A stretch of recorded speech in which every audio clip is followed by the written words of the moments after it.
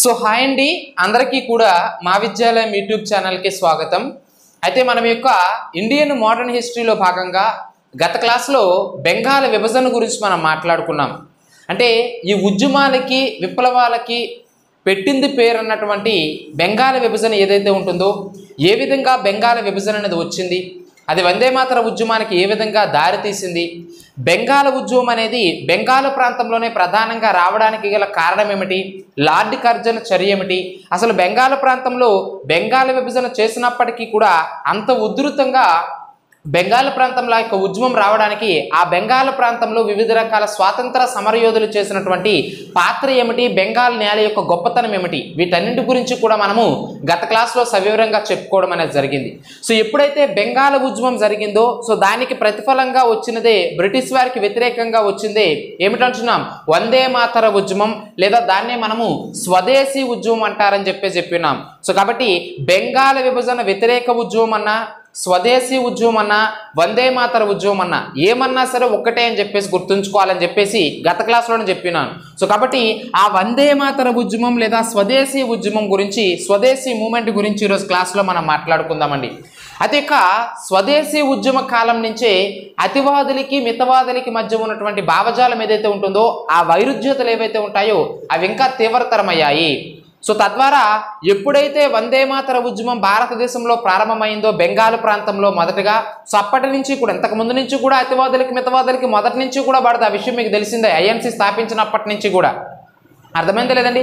కానీ ఆ యొక్క విభేదాలు, ఆ మనస్పర్ధలు, ఆ వ్యతిరేక చర్యలు ఏవైతే ఉంటాయో అవి మనకి ఈ స్వదేశీ ఉద్యమం లేదా వందే మాతర ఉద్యమం వచ్చే కాలానికి అవి తీవ్రతరమయ్యాయి. సో కాబట్టి స్వదేశీ ఉద్యమం గురించి మనం మాట్లాడుకుందాం. కొంతసేపు దీన్ని పక్కన పెట్టండి. వందే మాతర ఉద్యమం, బెంగాల్ విభజన చేశారు, సోదరులుగా కలిసి ఉన్నటువంటి అన్నదమ్ముల్లా అక్కజెల్లెల్లా కలిసి ఉన్నటువంటి మన యొక్క హిందూ ముస్లిం సోదరుల మధ్య విభజన రేఖలు గీశాడు బెంగాల్ విభజన ద్వారా యొక్క బ్రిటిష్ వాడు లార్డ్ కర్జన్ యొక్క చర్య ద్వారా. సో దానికి వ్యతిరేకంగా వచ్చిందే స్వదేశీ ఉద్యమం అంటున్నాం, వందే మాతర ఉద్యమం అంటున్నాం. దీని గురించి మాట్లాడే ముందు ఈ ఉద్యమ కాలంలోనే మితవాదులకి అతివాదులకి మధ్య మనస్పర్ధలు వచ్చేట్టున్నాం. అసలు ప్రధానంగా మొదటి నుంచి కూడా మీకు తెలుసు, మితవాదుల గురించి మాట్లాడుకున్నాం, అతివాదుల గురించి మాట్లాడుకున్నాం, మితవాద భావజాలం గురించి మాట్లాడుకున్నాం, అతివాద భావజాలం గురించి మాట్లాడుకున్నాం. సో కాబట్టి మొదటగా మీరు ఇక్కడ ఒక టేబుల్ వేసుకొని రాసుకోవాల్సింది ఏమిటంటే, మితవాదులకి అతివాదులకి మధ్య ఉన్నటువంటి తేడా ఏమిటో రాసుకోవాలంటే ఒక టేబుల్ ద్వారా చెప్తాను, జాగ్రత్తగా అబ్జర్వ్ చేయాలి. మితవాదులు మరియు అతివాదులు అని చెప్పేసి చెప్తా ఉన్నాం. ఎగ్జామినేషన్లో అడుగుతూ ఉంటాడు, అంటే గ్రూప్ 1 లాంటి ఎగ్జామ్స్ రాసేటప్పుడు మీకు ఇటువంటివి థియరిటికల్గా డిస్క్రిప్టివ్ టైప్లో రాసేటప్పుడు ఉపయోగపడతాయి. సో కాబట్టి మితవాదులకి అతివాదులకి మధ్య ఉన్నటువంటి తేడా ఏమిటంటే, ఒక్కొక్క దాని గురించి మనం మాట్లాడుకున్నట్లయితే, సో షార్ట్ కట్లో మొట్టమొదటి పాయింట్ ఏమిటి, వీరు మితంగా వాదించేవారు, వీరు అతిగా వాదించేవారు. సో మితంగా వాదించేవారినే మితవాదులు అంటారని, అతిగా వాదించేవారినే అతివాదులు అంటారని చెప్పేసి ఫస్ట్ పాయింట్లో నేను మీకు చెప్పినాను. వీళ్ళేమిటంటారు, బ్రిటిష్ వారి యొక్క సార్వభౌమాధికారం ఏదైతే ఉంటుందో, బ్రిటిష్ వారి యొక్క సార్వభౌమాధికారం అంగీకరించి పాక్షిక స్వాతంత్రం సరిపోతుంది అంటారండి, డొమినియన్ స్టేటస్ సరిపోతుంది అంటారు. కానీ మన వాళ్ళు ఏమంటారు, బ్రిటిష్ వారిని వ్యతిరేకించడమే కాకుండా పూర్తిగా స్వరాజ్యం కావాలని చెప్పేసి చెప్తారు. మాకు ఎంతో కొంత స్వాతంత్రం ఇస్తే చాలు, అంటే మీరు సార్వభౌమాధికారం మీరే పెత్తనం జలాయించండి, ఎవరిని, బ్రిటిష్ వారిని, కానీ అందులో ఒక 50% మీరుంటే 50% మేము, అంటే మా కనుసన్నల్లో మీరు పరిపాలన చేయాలి అని చెప్పేసి మితవాదులు కోరితే, లేదు 50% మీరు 50% మేమేంది, అసలు మా దేశాన్ని మీరు పరిపాలించడానికి ఎవరు, సో కాబట్టి పూర్తిగా మాకు స్వరాజ్యం కావాలని చెప్పేసి బ్రిటిష్ వారిని వ్యతిరేకించిన వారు అతివాదులు. ఇద్దరి మధ్య ఉన్నటువంటి తేడాలు నేను చెప్తా ఉన్నాను, జాగ్రత్తగా అబ్జర్వ్ చేయాలి. అదేవిధంగా బ్రిటిష్ ఉద్యోగులతో కలిసిమెలిసి మెలగడానికి వీరు ప్రయత్నించారండి. అంటే ఏమిటి, ఒక సాన్నిహిత్య సంబంధం ద్వారా బ్రిటిష్ ఉద్యోగులతో ఒక మంచి సత్సంబంధాలను ఏర్పాటు చేసుకోవడం ద్వారా పరిపాలనను సులభతరం చేసుకుందామని చెప్పేసి మితవాదులు భావించారు. కానీ వీళ్ళేమిటి, పూర్తిగా మితవాదులు, అతివాదులు ఏమిటి, పూర్తిగా బ్రిటిష్ వారు మన యొక్క భారతదేశంలో ఉండకుండా చేయాలి. వీళ్ళేమిటి, కలిసి ఉందామంటారు, మీరు సార్వభౌమాధికారం పెత్తనం జలాయించండి, కింద మేము డొమినియన్ స్టేటస్ కింద పరిపాలించుకుంటామంటాడు. 50% మీరునండి, 50% మేము ఉంటాం. కానీ వాటన్నింటికీ వ్యతిరేక భావజాలమే అతివాదులు. మాకు సగం స్వాతంత్రం వద్దు, హాఫ్ స్వాతంత్రం వద్దు, పాప స్వాతంత్రం వద్దు, మాకు ఇలాంటి వాటాలు వేసేటటువంటి స్వాతంత్రం వద్దు, మాకు పూర్తిగా స్వాతంత్రం కావాలి, అంటే స్వరాజ్యం అనేది మాకు కావాలి, ఇండిపెండెన్స్ అనేది మాకు కావాలి, మీ యొక్క చెర నుంచి మాకు రక్షణ కావాలి అని చెప్పేసి వాళ్ళ బ్రిటిష్ ఉద్యోగులను వ్యతిరేకించారు, వారి బ్రిటిష్ సామ్రాజ్యవాదాన్ని వ్యతిరేకించారు. ఈ యొక్క అతివాదులు అంటున్న విషయాన్ని మీరు ఇక్కడ గుర్తుంచుకోవాలి. అదేవిధంగా ఈ యొక్క అతివాదులు ఏం చేశారంటే శాంతియుత పద్ధతిలో అహింసా మార్గంలో వెళ్ళడానికి ప్రయత్నించారండి. కానీ వీళ్ళేమిటి వాటికి వ్యతిరేకంగా వెళ్ళారు. నేను సెపరేట్గా ఇటువైపు ఏం పాయింట్లు రాయాల్సిన లే, ఇక్కడ ఏదైతే రాశానో దానికి వ్యతిరేకమే అతివాదులు అనే విషయాన్ని మీరు ఇక్కడ గుర్తుంచుకోవాలి. వీరు శాంతియుత పద్ధతిలో అహింసా పద్ధతిలో వెళ్ళారంటే వీరు దానికి వ్యతిరేకంగా వెళ్ళారని అర్థం. అతివాదులు అంటే మాటలతో చెప్తే బ్రిటిష్ వాడు వినడు, అది చేతలతోనే సాధ్యం అని చెప్పేసి అది అశాంతి మార్గం అయినా సరే దాన్ని మనం జవదాటినా సరే తప్పనిసరిగా బ్రిటిష్ వారి వైఖరి ఆ విధంగా ఉంది కాబట్టి మనం కూడా అటువంటి వైఖరిని అవలంబించాలంటారు మన యొక్క అతివాదులు. అదేవిధంగా మితవాదులు ఏమంటారు, తమ యొక్క పత్రికల ద్వారా కావచ్చు, తమ యొక్క రచనల ద్వారా కావచ్చు, తమ యొక్క పుస్తకాల ద్వారా కావచ్చు ప్రజలలోనికి మార్పు తీసుకురావాలని చెప్పేసి ఏమిటి వాళ్ళ ప్రయత్నం చేస్తారండి. అంటే అక్షర రూపం దాల్చినటువంటి సిరా చుక్క 1,00,000 మెదళ్ళ కలయిక అనేది మితవాదులు నమ్మేటటువంటి సూత్రం. అంటే మనం రాసేటటువంటి అక్షరాలు బ్రిటిష్ వాడి సామ్రాజ్యవాదానికి వ్యతిరేకంగా మనం రాద్దాము, నవలలు రాద్దాము, పుస్తకాలు రాద్దాము, పత్రికలు ప్రచురిద్దాం. సో వీటిని చదవడం ద్వారా ప్రజల్లో ప్రజా చైతన్యం తీసుకొద్దామంటారు మన యొక్క మితవాదులు. కానీ అతివాదులు ఏమిటి, చదివేది లేదు, గిదివేది లేదు, పూర్తిగా ప్రజలందరూ కూడా ఏమిటి ప్రజా ఉద్యమంలో పాల్గొనాలి, అంటే స్వాతంత్రోద్యమంలో వీళ్ళందరూ కూడా కలవాలి. అర్థమైందా లేదండి? సో వారి భావజాలానికి వీళ్ళు వ్యతిరేకం. సో చదువుతాము, చదివి మేము దేశభక్తి పెంపొందించుకుంటాము, తద్వారా మేము బ్రిటిష్ వారికి వ్యతిరేకంగా ఉంటామంటే ఈలోపు పుణ్యకాలం కాస్త పోద్ది. సో కాబట్టి నేరుగా ప్రజలంతా కూడా ఏమిటి స్వాతంత్రోద్యమంలో పాల్గొనాలని చెప్పేసి అతివాదులు భావించడం అనేది జరుగుతుంది. అంటే మీరు అతివాదులు మితవాదుల మధ్య ఉన్నటువంటి భావజాలాన్ని, అంటే వారిద్దరి మధ్య ఉన్నటువంటి ఆ భావ సారూప్యత ఏదైతే ఉంటుందో, ఆ వైవిధ్యతలు ఏవైతే ఉంటాయో, కాంట్రవర్సీస్ ఏవైతే ఉంటాయో, ఇప్పుడు చెప్పినటువంటి యొక్క 4-6 పాయింట్స్ ఏవైతే ఉంటాయో వీటి ద్వారా మీకు అర్థమవుతుంది. వాళ్ళు మితంగా వెళ్దామంటారు, వీళ్ళు అలా కాదు అతిగా వాదించి ముందుకు వెళ్దామంటారు. వాళ్ళు బ్రిటిష్ వారికి సపోర్ట్ చేద్దామంటారు, లేదు లేదు అవసరం లేదంటారు. వీళ్ళు పాక్షిక స్వాతంత్రం అంటారు, వీళ్ళు పూర్తి స్వాతంత్రం అంటారు. వీళ్ళు అహింసాయుత మార్గం, శాంతాయుత మార్గం అంటారు, మేము దాన్ని పాటించమంటారు. వీళ్ళు పత్రికల ద్వారా ప్రజల్లో మార్పును తీసుకురావాలంటారు, మాకేం అవసరం లేదు, ప్రజలే పూర్తిగా ఉద్యమంలోనికి రావాలంటారు అతివాదులు. సో అది మనకి అతివాదులకి మితవాదుల మధ్య ఉన్నటువంటి తేడా అనేటువంటి విషయాన్ని మీరు ఇక్కడ గుర్తుంచుకోవాలి. ఎక్స్ట్రీమిస్ట్స్ మరియు మోడరేట్స్ మధ్య ఉన్నటువంటి డిఫరెన్సెస్ అడిగితే ఇటువంటి పాయింట్స్ మనం రాయాలండి. సో ఆబ్వియస్లీ ముందు క్లాసులన్నీ ఒక ఆర్డర్ వైజ్ ఉంటే మీరే రాసేస్తారు, ఇంకా సెపరేట్గా మనం టేబుల్ వేయాల్సినటువంటి పని లేదు. సో ఈ విధంగా ఏది ఏమైనప్పటికీ కూడా వందే మాతర ఉద్యమాన్ని ముందుకు తీసుకువెళ్ళింది మాత్రం అతివాదులే అని చెప్పేసి చెప్తా ఉన్నాము. ఎందుకంటే వందే మాతర ఉద్యమం ప్రారంభమైనప్పటి నుంచి మితవాదులు తమ యొక్క ప్రాధాన్యతను కోల్పోయారు. ఐఎన్సీ మితవాదులు, ఐఎన్సీ సభ్యులు ఎవరైతే ఉంటారో ఐఎన్సీ స్థాపనలో కీలక పాత్ర పోషించడం కావచ్చు, ఐఎన్సీని ప్రారంభంలో స్థాపించిన తర్వాత ముందుకు తీసుకెళ్లినటువంటి నాయకులు కావచ్చు, వాళ్ళ యొక్క ప్రాధాన్యత అనేది తగ్గిపోతుంది. వందే మాతర ఉద్యమాన్ని అతివాదులు ముందుకు తీసుకెళ్తారు. మరి ఎలా ముందుకు తీసుకెళ్లారు, అసలు వందే మాతర ఉద్యమంలో అతివాదుల పాత్ర గురించి మనం మాట్లాడాలంటే సో సెపరేట్ గా మనం స్వదేశీ ఉద్యమం అనేటువంటి కాన్సెప్ట్ గురించి మనం మాట్లాడదామండి. స్వదేశీ మూవ్మెంట్ గురించి మనం మాట్లాడుకుందాం. సో దీని గురించి మనం మాట్లాడుకున్నట్లయితే మీకు అందరికీ కూడా తెలుసు 1905లో అంటే బెంగాల్ విభజన ఏదైతే ఉంటుందో లార్డ్ కర్జన్ చేసినటువంటి బెంగాల్ విభజనకు వ్యతిరేకంగా వచ్చినటువంటి ఉద్యమమే స్వదేశీ ఉద్యమం అని చెప్పేసి చెప్తా ఉన్నాం. ఇండియన్ నేషనల్ కాంగ్రెస్ 1885లో స్థాపించబడితే ఐఎన్సీ స్థాపన తర్వాత భారతదేశంలో వచ్చినటువంటి అతిపెద్ద ఉద్యమం ఏదైనా ఉంది అంటే అది స్వదేశీ ఉద్యమమే. ఈ స్వదేశీ ఉద్యమం ఎందుకు వచ్చిందంటేమా లార్డ్ కర్జన్ చేసినటువంటి బెంగాల్ విభజన ఫలితంగా వచ్చినది. మమ్మల్ని విడదీయడానికి మీరెవరు, మా మధ్య విభజన రేఖలు గీయడానికి మీరెవరు అంటే బ్రిటిష్ వాడి డివైడ్ అండ్ రూల్ పాలసీ, విభజించు పాలించు సూత్రాన్ని మన వారు గమనించారు కాబట్టి స్వదేశీ ఉద్యమానికి పూనుకోవడం అనేది జరిగింది. అర్థమైందా లేదండి? ఈవెన్ లార్డ్ కర్జన్ ఒక మాట అంటాడు, ఏమిటి, భారతదేశాన్ని బ్రిటిష్ వారు పరిపాలించడం అనేది భగవత్ నిర్ణయం, అంటే భగవంతుడు నిర్ణయించాడు, మేమేమి మిమ్మల్ని పరిపాలించడానికి రాలే, భగవంతుడు నిర్దేశించాడు భారతీయుల్ని పలానా కాలంలో పలానా బ్రిటిష్ వారు పరిపాలించాలని చెప్పేసి. అంటే ఇప్పుడు మీరు స్వాతంత్రం అడుగుతున్నారు కానీ మీకు ఆ స్వాతంత్రము, ఆ స్వదేశీ, ఆ స్వరాజ్యం ఇవ్వడం అనేది ఆ భగవంతుడికి కూడా ఇష్టం లేదంటాడు. చూడండి ఎంత కామెడీ లార్డ్ కర్జన్. అయితే ఇక్కడ మనం గుర్తుంచుకోవాల్సింది ఏంటంటే ఎగ్జామినేషన్లు అడుగుతూ ఉంటాడు, భారతీయుల్ని బ్రిటిష్ వారు పరిపాలించడం అనేది భగవదాని దేశము, అంటే భగవత్ నిర్ణయము, భగవంతుడి నిర్ణయము. సో కాబట్టి భారతదేశానికి స్వాతంత్రం ఇవ్వడం అనేది భగవంతుని కూడా దేవునికి కూడా ఇష్టం లేదని చెప్పినటువంటి బ్రిటిష్ అధికారి ఎవరి అంటే కర్జన్ అనేటువంటి విషయాన్ని మీరు ఇక్కడ గుర్తుంచుకోవాలి. సో మీకు అందరికీ కూడా తెలుసు, బెంగాల్ ప్రాంతంలో అప్పుడు 7.8 మిలియన్ లేదా సుమారు 8 కోట్ల జనాభా ఉంటే ఆ 8 కోట్లలో 3 కోట్ల జనాభాతో కలిగి ఉన్నటువంటి ఈస్ట్ బెంగాల్ని ఒకవైపు, 5 కోట్ల జనాభా కలిగి ఉన్నటువంటి వెస్ట్ బెంగాల్, పశ్చిమ బెంగాల్ ఒకవైపు. సో 8 కోట్లు ఉంటే 3 కోట్ల ఈస్ట్ బెంగాల్, ఇప్పుడు మనం బంగ్లాదేశ్ అంటున్నాం, 5 కోట్ల వెస్ట్ బెంగాల్, ఇప్పుడు మన భారతదేశంలో 28 రాష్ట్రాల్లో ఒక రాష్ట్రంగా ఉన్నటువంటి వెస్ట్ బెంగాల్. సో ఇలా 2 భాగాలుగా ఎప్పుడైతే విభజించారో, మన హిందూ ముస్లిం సోదరుల మధ్య ఎప్పుడైతే విభజన రేఖలు గీశారో దానికి వ్యతిరేకంగా వచ్చినదే వందే మాతర ఉద్యమం లేదా స్వదేశీ ఉద్యమం అంటున్నాం. మరి దీనికి వందే మాతర ఉద్యమం అనే పేరు రావడానికి గల ప్రధాన కారకుడు ఎవరయ్యా అంటే బంకిం చంద్ర చటర్జీ అని చెప్పేసి చెప్తా ఉన్నాం. ఎందుకంటే ఇతనే మనకి 1876లో ఈ యొక్క వందే మాతర గేయాన్ని రచించడం అనేది జరిగింది, మీకు అందరికీ కూడా తెలుసు. అలా రచించినటువంటి ఆ యొక్క గేయాన్ని 1882లో తన యొక్క ఆనందమఠ అనేటటువంటి నవలలో పొందుపరిచాడండి. చాలా చాలా ఇంపార్టెంట్. ఈ ఆనందమఠ అనేటువంటి నవలలోనే సన్యాసులు తిరుగుబాటు గురించి ప్రస్తావించడం అనేది జరిగింది. చాలా చాలా ఇంపార్టెంట్ అయినటువంటి అంశం.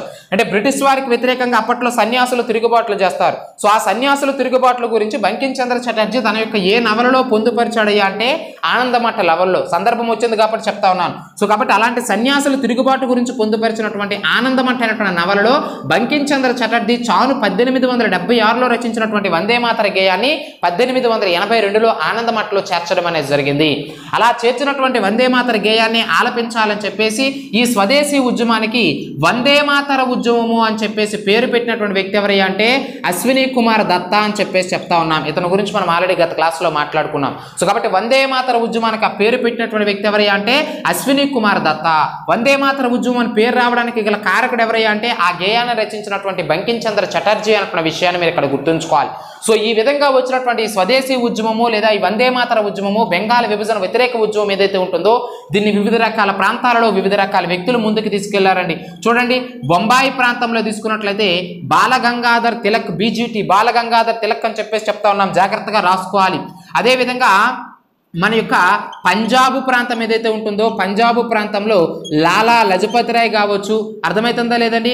అదేవిధంగా సర్దార్ అజిత్ సింగ్ సంధు అని చెప్పేసి చెప్తా ఉంటాం. సో కాబట్టి అజిత్ సింగ్ కావచ్చు, లాలా లజపతి రాయ్ కావచ్చు పంజాబ్ ప్రాంతంలో ముందుకు తీసుకెళ్తే, బెంగాల్ ప్రాంతం ఏదైతే ఉంటుందో బెంగాల్ ప్రాంతంలో మన యొక్క ఎవరండి అశ్విని కుమార్ దత్తా బెంగాల్ ప్రాంతమే. కానీ అశ్విని కుమార్ దత్తా బెంగాల్లో ప్రధానంగా బారాసాల్ ప్రాంతం అని చెప్పేసి ఉంటుందండి. ఆ బారాసాల్ ప్రాంతంలో అశ్విని కుమార్ దత్తా ముందుకు తీసుకెళ్తాడు. బెంగాల్లో బారాసాల్ ప్రాంతం అశ్విని కుమార్ దత్తా వందే మాతర ఉద్యమం ముందుకు తీసుకెళ్తాడు. ప్రధానమైనటువంటి బెంగాల్ పట్టణం అంటే మనం గుర్తుంచుకోవాల్సింది బిపిన్ చంద్రపాల్, చాలా చాలా ఇంపార్టెంట్. అయితే బిపిన్ చంద్రపాల్ కేవలం బెంగాల్ మాత్రమే కాకుండా మన ఆంధ్ర ప్రాంతంలో కూడా వందే మాతర ఉద్యమాన్ని ముందుకు తీసుకెళ్తారు. మీకు అందరికీ కూడా తెలుసు, 1902లో స్థాపించినటువంటి కృష్ణా పత్రిక స్థాపకుడైనటువంటి మూట్నూరు కృష్ణారావు ఎవరైతే ఉంటారో అతని యొక్క అభ్యర్థన మేరకు బిపిన్ చంద్రపాల్ ఉత్తర భారతదేశం నుంచి మన దక్షిణ భారతదేశంలో ఉన్నటువంటి ఆంధ్ర ప్రాంతానికి వచ్చి కూడా వందే మాతర ఉద్యమ వ్యాప్తిలో కీలక పాత్ర పోషిస్తాడు. అందులో భాగంగా శ్రీకాకుళం, విజయనగరం, విశాఖపట్నం, రాజమండ్రి, తూర్పుగోదావరి, అర్థమవుతుంది లేదంటే రాయలసీమ ప్రాంతాల్లో వివిధ రకాల బహిరంగ సభలను ఏర్పాటు చేసి వందే మాతర ఉద్యమం యొక్క గొప్పతనాన్ని ప్రజలందరికీ కూడా తెలియజేశాడు. ప్రజలందరిలో కూడా ప్రజా చైతన్యం కల్పించి వారిని కూడా ఈ యొక్క ఉద్యమంలో భాగస్వామ్యులను చేశాడు అంటున్న విషయాన్ని మీరు ఇక్కడ ప్రధానంగా గుర్తుంచుకోవాలి. అదేవిధంగా మనకి ప్రధానంగా గుర్తుంచుకోవాలంటే సర్ హైదర్ రాజా అని చెప్పేసి చెప్తా ఉంటాం. ఇతను మనకి ఢిల్లీ ప్రాంతంలో యొక్క వందే మాతర ఉద్యమాన్ని ముందుకు తీసుకెళ్లడం అనేది జరిగింది. వీళ్ళందరూ ఇంపార్టెంట్ అండి, ఏ ప్రాంతంలో ఎవరు ఎక్కడ ఉద్యమాన్ని ముందుకు తీసుకెళ్లారనేది. అదేవిధంగా చిదంబరం పిల్లై అని చెప్పేసి చెప్తా ఉంటాం. చిదంబరం పిల్లై ఇతను ఎక్కడ మద్రాసు ప్రాంతంలో. అంటే చూడండి, స్వదేశీ ఉద్యమం లేదా వందే మాతర ఉద్యమం అనేటువంటి యొక్క ఉద్యమము బెంగాల్ విభజనకు వ్యతిరేకంగా బెంగాల్ ప్రాంతంలో వచ్చింది. కానీ ఇలా వచ్చినటువంటి ఈ ఉద్యమము భారతదేశం మొత్తము కూడా విజృంభించింది, భారతదేశం మొత్తము కూడా విస్తరించింది.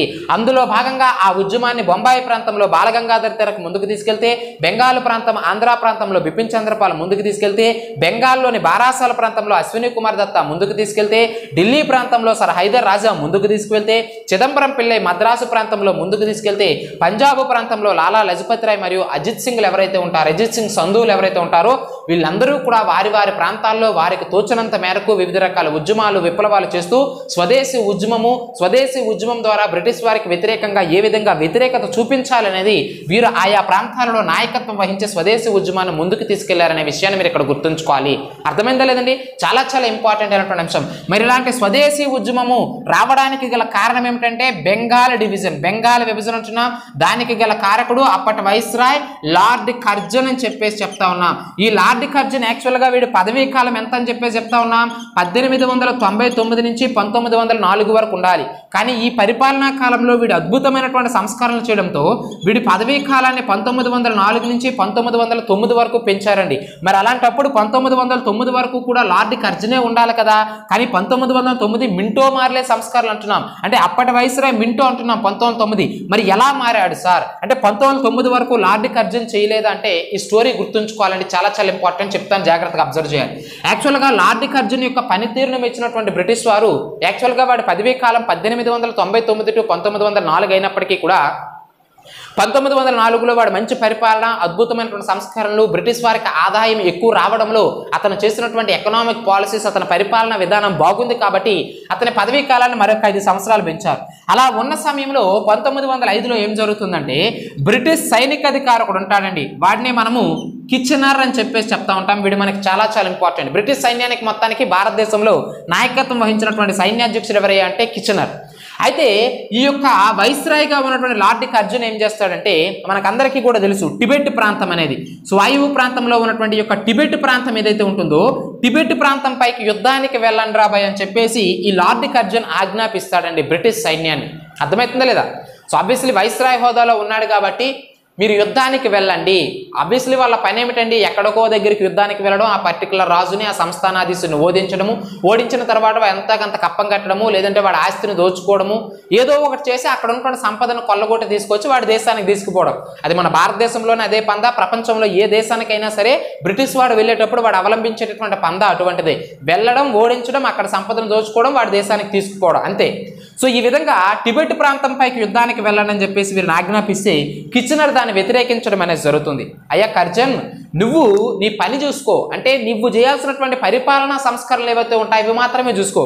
యుద్ధానికి వెళ్ళడము, సైనిక శిక్షణ ఇప్పించడము, ఎప్పుడు యుద్ధానికి వెళ్ళాలి, ఎప్పుడు వెళ్ళకూడదు, సైనికుల బాగోగులు ఏమిటి, అవన్నీ చూసుకోవాల్సినటువంటి బాధ్యత నాది. ఆబ్వియస్లీ ఇతను ఎవరు, కిచెనర్ అనేవాడు సైన్యాధ్యక్షుడు, సైనికాధికారి. సో కాబట్టి సైన్యం మొత్తం నా ఆధీనంలో ఉంటుంది. యుద్ధం కూడా ఒకవేళ యుద్ధం చేయాలంటే నేను చెప్తాను ఎప్పుడు యుద్ధం చేయాలనేది. ఒకవేళ యుద్ధం చేసినా సరే నా ఆజ్ఞ అనుసారము.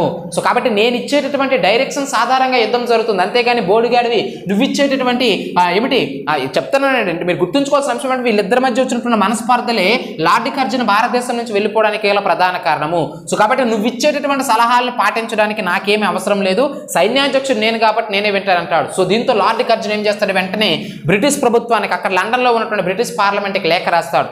ఇలా నేను చెప్తుంటే వీడు వినట్లేదు, నేను ఇక్కడ వైస్రాయ్ హోదాలో ఉండి పలానా ప్రాంతంపైకి యుద్ధానికి వెళ్ళమంటే వాడు వెళ్ళనంటున్నాడు అంటే తిరిగి లెటర్ రాస్తాడు అనమాట. అక్కడికి పార్లమెంట్కి రాస్తే పార్లమెంట్ తిరిగి లెటర్ రాస్తుంది. ఏమని, మన యొక్క లార్డ్ కర్జన్కి, అయ్యా లార్డ్ కర్జను, నువ్వు తెలివైన వాడే, చాలా మంచి సంస్కరణలు చేస్తావు, చాలా అద్భుతమైనటువంటి మేధావివి, మంచి పరిపాలన నైపుణ్యం కలిగి ఉన్నటువంటి గవర్నర్వి, మంచి వైస్రాయ్ హోదాలో ఉన్నావు, అంతా కరెక్టే, బాగానే ఉంది. కానీ యుద్ధం విషయంలో మాత్రం నువ్వు జోక్యం చేసుకోమాకయ్యా, కొంచెం ఓవర్ చేస్తున్నావు నువ్వు, వాడి పనిని వాడిని చేయని, గుర్రం పని గుర్రం చేయాలి, గాడిద పని గాడిద చేయాలని చెప్పేసి ఒక సామెత మనకు ఉంటుంది. సో కాబట్టి కిచెనర్ సైన్యాధ్యక్షుడిగా ఉన్నాడు కాబట్టి యుద్ధం చేసేటటువంటి బాధ్యతలు వాడికి వదిలే, అందులో నువ్వెందుకు వేలు పెట్టడం, నీ పని నువ్వు చూడవయ్యా, పరిపాలనా బాధ్యతలు నువ్వు చూడు, ఎలా చేయాలి, అడ్మినిస్ట్రేషన్ అనేది నీ చేతుల్లో పెట్టాం, అది చూసుకో నువ్వు బెంగాల్ ప్రాంతంలో ప్రధానంగా.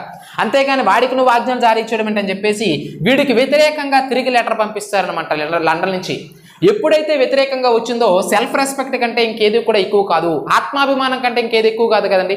ఇన్నాళ్ళు నాకు గౌరవ మర్యాదలు ఇచ్చారు, ఈవెన్ నా పదవీ కాలాన్ని కూడా పెంచారు, ఎందుకంటే నేను చేసినటువంటి మంచి మంచి సంస్కరణల ఫలితంగానే.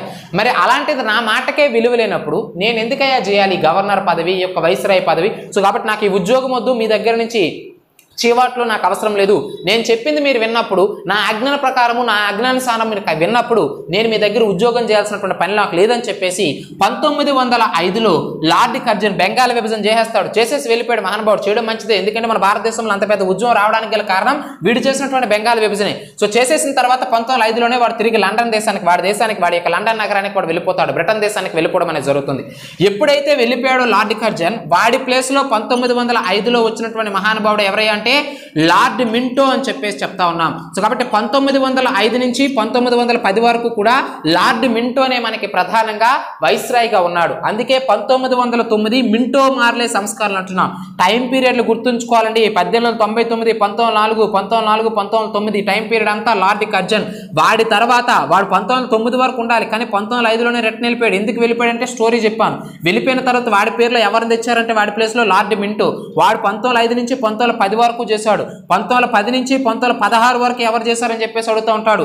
లార్డ్ హార్డింజ్ టూ అని చెప్పేసి చెప్తా ఉంటాం.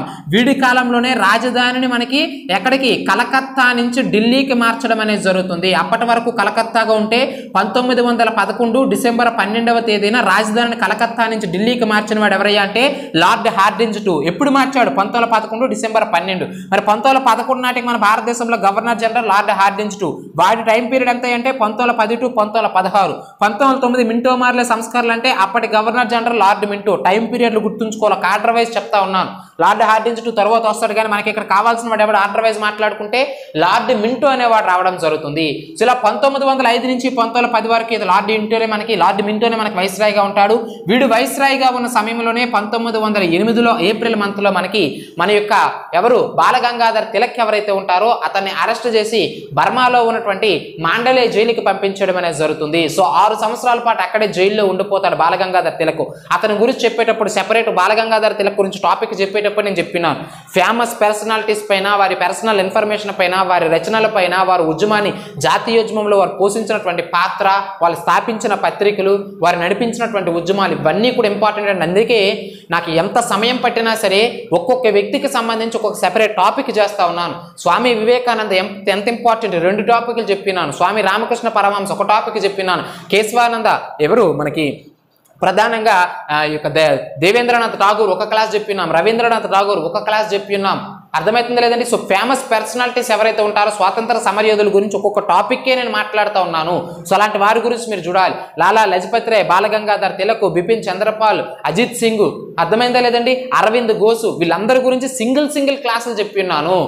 టైం ఎక్కువ తీసుకున్నా పర్లేదని చెప్పేసి. సో కాబట్టి మీరు నెంబర్ ఆఫ్ టైమ్స్ రివిజన్ చేయండి. క్లాస్ వినేటప్పుడే రన్నింగ్ నోట్స్ రాసుకోండి, చాలా ఇంపార్టెంట్. సో అందులో భాగంగా బాలగంగాధర్ తిలక్ గురించి కూడా సెపరేట్ టాపిక్ చెప్పినాం. మితవాదుల గురించి సెపరేట్ టాపిక్లు చెప్పినాను. సురేంద్రనాథ్ బెనర్జీ కావచ్చు, వాళ్ళందరూ కూడా ఇంకా స్టోరీ మరలా అవన్నీ ఎందుకు చెప్పడం, అవన్నీ కూడా మనం గత క్లాసుల్లో చూస్తున్నాం. సో కాబట్టి ఫేమస్ పర్సనాలిటీస్ పైన తప్పనిసరిగా ప్రశ్నలు వస్తాయి కాబట్టి వాటిపైన సెపరేట్ కాన్సన్ట్రేట్ చేయండి. ఇక్కడ ఎందుకు ఈ విషయాన్ని అంతా చెప్తున్నానంటే ఆ బాలగంగాధర్ తిలక్ 1908లో మాండలే జైలుకి వెళ్ళాడు, బర్మాలో జైలుకి వెళ్ళాడు అనేది అందరూ చదువుతారు, అందరూ బట్టి పట్టుకుని వెళ్తారు. కానీ ఆ సమయంలో భారతదేశంలో వైస్రాయ్గా ఉన్నటువంటి వ్యక్తి ఎవరు అంటారు? ఇంకా సరి బాంబు పేలిపోయింది. ఎవరు? Lord Minto. అర్థమైందా లేదండి? ఎందుకు వచ్చాడు, ఎందువల్ల రావాల్సి వచ్చింది, యాక్చువల్గా 1909 వరకు ఉండాల్సిన వాడు ఎవడు, ఉండాల్సిన వాడు మధ్యలో ఎందుకు వెళ్ళిపోయాడు, ఇవన్నీ కూడా ఇంపార్టెంట్ అండి. ఒక ఆర్డర్ వైజ్ చదువుకోవాలి ఈ అంశాలన్నింటినీ కూడా. అర్థమైందా లేదండి? సో ఈ విధంగా మన యొక్క లార్డ్ కర్జన్ వెళ్ళిపోయిన తర్వాత మన లార్డ్ మింటో రావడం అనేది జరిగింది. ఈ సమయంలోనే ఇదంతా కూడా జరుగుతుందండి.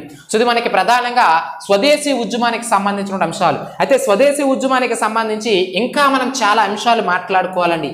ఆ చాలా అంశాల గురించి మాట్లాడుకునే ముందు మన స్వదేశీ ఉద్యమం చేసే క్రమంలోనే అసలు ఈ ఉద్యమాన్ని ఎలా చేయాలి, అసలు ఈ స్వదేశీ ఉద్యమాన్ని ఎవరు ముందుకు నడపాలి అంటే అతివాదులు నడపాలా, మితవాదులు నడపాలా, లేదంటే భారతదేశ ప్రజలు నడపాలా, లేదంటే ఓవరాల్ ఐఎన్సీ నడపాలా, ఇండియన్ నేషనల్ కాంగ్రెస్ నడపాలనేది ప్రధానమైనటువంటి ప్రశ్న అండి. సో అందులో భాగంగా తర్జన భర్జనలు పడుతూ ఉంటారు. సో ఆ సమయంలోనే మనకి ప్రధానంగా 1905 సెషన్ ఇంపార్టెంట్. ఎక్కడ జరిగిందంటే వారణాసి లేదా కాశీలో జరిగింది. ఎవరంటే గోపాలకృష్ణ గోఖలే దానికి అధ్యక్షత వహించడం అనేది జరుగుతుంది. అదేవిధంగా 1906 సెషన్ ఇంపార్టెంట్. ఎక్కడ జరుగుతుందంటే కలకత్తాలో జరుగుతుంది. దానికి అధ్యక్షత వహించినటువంటి వ్యక్తి ఎవరై అంటే దాదాబాయి నౌరోజీ అంటున్నాం. Next 1907 session important. ఎక్కడ జరిగింది అంటే సూరత్లో జరుగుతుంది. దానికి అధ్యక్షత వహించినటువంటి వ్యక్తి ఎవరై అంటే రాస్ బిహారీ ఘోష్ అని చెప్పేసి చెప్తా ఉన్నాం. రాస్ బిహారీ ఘోష్. ఈ 3 సెషన్లు నిద్రలో పడినా సరే మీరు ఆన్సర్ నాకు చెప్పాలి. ఎందుకంటే వారణాసి లేదా కాశీలో జరిగినటువంటి 1905 ఐఎన్సీ సెషన్లోనే ఎవరు మనకి గోపాలకృష్ణ గోఖలే అధ్యక్షత వహించినటువంటి సెషన్లోనే ఏమని నిర్ణయించారు? స్వదేశీ ఉద్యమాన్ని ప్రజలు ముందుకు తీసుకెళ్లొద్దు, మితవాదులు ముందుకు తీసుకువెళ్ళొద్దు, అతివాదులు ముందుకు తీసుకువెళ్ళొద్దు. ఓవరాల్ ఇండియన్ నేషనల్ కాంగ్రెస్ ఆ యొక్క బాధ్యతలు తీసుకుంటుంది. అంటే వందే మాతర ఉద్యమాన్ని ముందుకు తీసుకెళ్లేటటువంటి బాధ్యత ఎవరి భుజాలపైన వేసుకుంటున్నామని చెప్పేసి చెప్తా ఉన్నారు. సో ఇక మితవాదులు ఎవరైతే ఉంటారో, సారీ ఐఎన్సీ సభ్యులు ఎవరైతే ఉంటారో, ఇండియన్ నేషనల్ కాంగ్రెస్ సభ్యులు అనేవారు ఈ యొక్క స్వదేశీ ఉద్యమాన్ని ముందుకు తీసుకువెళ్తారని చెప్పేసి ఈ 1905లో వారణాసిలో కాశీలో జరిగినటువంటి గోపాలకృష్ణ గోఖలే నాయకత్వం వహించినటువంటి సమావేశంలో తీర్మానించడం అనేది జరిగింది. అర్థమైందా లేదండి? సో ఇది ఎప్పుడైతే జరిగిందో స్వదేశీ ఉద్యమం అనేది మన యొక్క లార్డ్ కర్జన్ తిరిగి లండన్ ప్రాంతానికి వెళ్ళిపోయే సమయానికి చాలా ఉధృతంగా వెళ్తుంది. సో అందులో భాగంగా బ్రిటిష్ వాడు చురకలు పెట్టేటటువంటి ప్రయత్నం చేస్తూ ఉంటాడు. అందులో భాగంగా 1906లో మనకి ప్రధానంగా ఢాకా నవాబులైనటువంటి ఎవరు ఆగా ఖాన్ కావచ్చు, సలీముల్లా ఖాన్ కావచ్చు, వాళ్ళిద్దరి దగ్గరికి వెళ్ళి మిత్రమా మీకు ఎక్కడ అంటే ఇండియన్ నేషనల్ కాంగ్రెస్ లో ముస్లింలకి ఎక్కడ స్థానం కల్పించారు? మొత్తము కూడా హిందువుల యొక్క డామినేషన్ ఎక్కువగా ఉంది. సో కాబట్టి బెంగాల్ విభజన చేయడం కరెక్టే. ఇలా విభజన చేయడం ద్వారా మీ అవకాశాలు ఎక్కువగా వస్తూ ఉంటాయి, మీకు పరిపాలన సులభతరం అవుతుంది, మీకు అన్ని సౌకర్యాలు అన్ని సంస్కరణలు మీ చేతికి అందుతాయి. సో కాబట్టి ఈ యొక్క బెంగాల్ విభజన వ్యతిరేకించండి అని చెప్పేసి ఆ బ్రిటిష్ వారే మన యొక్క ఆగా ఖాన్ మన సలీముల్లా ఖాన్ల దగ్గర వెళ్ళి చురక పెట్టడంతో వాళ్ళు ప్రత్యేకంగా 1906లో ముస్లిం లీగ్ అయినటువంటి ప్రత్యేక పార్టీని స్థాపించి వీళ్ళు ఏం చేస్తారు? మన యొక్క ఇండియన్ నేషనల్ కాంగ్రెస్ నుంచి విడిపోవడం అనేది జరుగుతుంది. అయితే వీరు విడిపోవడం ఒక ఎత్తు అయితే మన అతివాదులు మితవాదులు అనేవారు కూడా విడిపోయారండి. ఎందుకు విడిపోయారు అనేది మనం ఇక్కడ మాట్లాడుకుందాం, జాగ్రత్తగా అబ్జర్వ్ చేయాలి. అంటే అతివాదులు, ఇప్పుడు మీరు హెడ్డింగ్ పెట్టుకోవాల్సింది ఏమిటండి? అతివాదులు మితవాదులు విడిపోవడానికి గల ప్రధానమైనటువంటి కారణాలు ఏమిటి? జాగ్రత్తగా గుర్తుంచుకోవాలండి, ఇంపార్టెంట్ అంశాలు. సో ఇక్కడ 1905 వారణాసిలో కాశీలో జరిగినటువంటి సమావేశంలో గోపాలకృష్ణ గోఖలే అధ్యక్షతన జరిగిన సమావేశంలో ఏమని తీర్మానించారండి? ఇండియన్ నేషనల్ కాంగ్రెసే ఈ యొక్క వందే మాతర ఉద్యమాన్ని ముందుకు తీసుకెళ్తుంది, ఐఎన్సీఏ తన భుజాలపైన వేసుకుని స్వదేశీ ఉద్యమాన్ని ముందుకు తీసుకెళ్తుందని చెప్పినారు. అయితే అప్పటికి అంటే ఈ యొక్క స్వదేశీ ఉద్యమము 1905 వారణాసి కాశీ సమావేశము గోపాలకృష్ణ గోఖలే నాయకత్వం. గోపాలకృష్ణ గోఖలే అంటే మితవాది. ఐఎన్సీ సభ్యులు అన్నప్పటికీ కూడా అందులో మనం నాయకులు ఎవరు, వాళ్ళు ఏ భావజాలం కలిగి ఉన్నారనేది మనం ఇక్కడ కావాలి. గోపాలకృష్ణ గోఖలే అంటే మితవాద భావజాలం. ఆబ్వియస్లీ అతనికి సపోర్ట్ చేసిన వాళ్ళందరూ కూడా మితవాదులే. వీళ్ళేమంటారు? బెంగాల్ విభజనకు వ్యతిరేకంగా స్వదేశీ ఉద్యమం వచ్చింది కాబట్టి ఈ ఉద్యమం కేవలము బెంగాల్ ప్రాంతానికి మాత్రమే పరిమితం అవ్వాలంటారు మన యొక్క మితవాదులు. కానీ అతివాదులు ఏమంటారు? రాక ఛాన్స్ వచ్చింది, ప్రజలందరూ కూడా చైతన్యవంతులయ్యారు. సో కాబట్టి ఈ ఉద్యమాన్ని కేవలం బెంగాల్కి పరిమితం చేయొద్దు. సో ఈ ఉద్యమాన్ని అంటే ఇది ఎలానో ఆబ్వియస్లీ బెంగాల్ విభజన చేయడం వల్ల మనం నష్టపోయాం, బెంగాల్ ప్రజలు నష్టపోయాం. కానీ ఇదే ఫైర్ని భారతదేశం మొత్తం తీసుకెళ్దాం. అంటే ఈ బెంగాల్ విభజన ఇలా మన ప్రాంతాన్ని ఇప్పుడు చేశాడు, రేపు పొద్దున్న మీ ప్రాంతాలు చేస్తారు. ఇది మన యొక్క ఇదంతా కూడా ఏమిటి? మన యొక్క భరతమాత బంకించంద్ర చటర్జీకి నిజంగా కాళ్ళకు దండం పెట్టాలి. తను రచించినటువంటి వందే మాతరం అంటే ఏమిటండి? మాతృదేశానికి వందనము అని అర్థం. మాతృదేశాన్ని గౌరవించాలి అంటే దేవుడిని ఏ విధంగానైతే పూజిస్తావో, నీ కన్న తల్లిదండ్రుల్ని ఏ విధంగానైతే పూజిస్తావో, అంటే ఎవరైనా నీ తల్లిని ఒక మాట అంటే నువ్వు ఊరుకుంటావా? ఎవరైనా నీ తల్లి మాట అంటే నీకు లెగదు, సర్రులు లెగదండి. అంటే ఎటువంటి పౌరుషాలు లేనటువంటి వ్యక్తి అయినా సరే, ఎంత సిగ్గుసరం విడిచిపెట్టినటువంటి వ్యక్తి అయినా సరే, సొంత తల్లిదండ్రులను ఒక మాట అన్నారంటే తను పట్టించుకోవాలి, అంటే దానిపైన రియాక్ట్ అవుతూ ఉంటాడు. అర్థమవుతుంది లేదా? అదేవిధంగా అంటే అటువంటి అంశాలను పొందుపరిచాడండి ఆనందమట్లో. అంటే నీ సొంత తల్లిని, నిన్ను కనిపించినటువంటి నవమాసాలు నిన్ను కనిపించినటువంటి తల్లిని ఎవరైనా ఒక మాట అంటే ఎలా నువ్వు అంటే కోపోద్రిక్తుడు అవుతావో, దేవుడిని ఏ విధంగానైతే పూజిస్తావో, నీ తల్లిదండ్రులను ఏ విధంగానైతే పూజిస్తావో, దేశాన్ని కూడా అదే విధంగా పూజించాలని చెప్పేసి ఆనందమఠ గ్రంథంలో పొందుపరుస్తాడు వందే మాతర గేయంలో భాగంగా. 1947 వరకు ఆ తర్వాత కాలం ప్రస్తుతానికి కూడా మనకు భారతదేశ గేయంగా, జాతీయ గేయంగా వందే మాతర గేయం ఉందంటే దానికి గల కారణం స్వదేశీ ఉద్యమంలో దాని యొక్క పాత్ర అలాంటిది, ఆ యొక్క గేయానిది. అర్థమైందా లేదండి? మాతృదేశానికి వందనము, మాతృదేశానికి నమస్కారాలు, మాతృదేశాన్ని నువ్వు గౌరవించు అనేది ఆ వందే మాతరమైనటువంటి పదం యొక్క అర్థమైన విషయాన్ని మీరు ఇక్కడ గుర్తుంచుకోవాలి.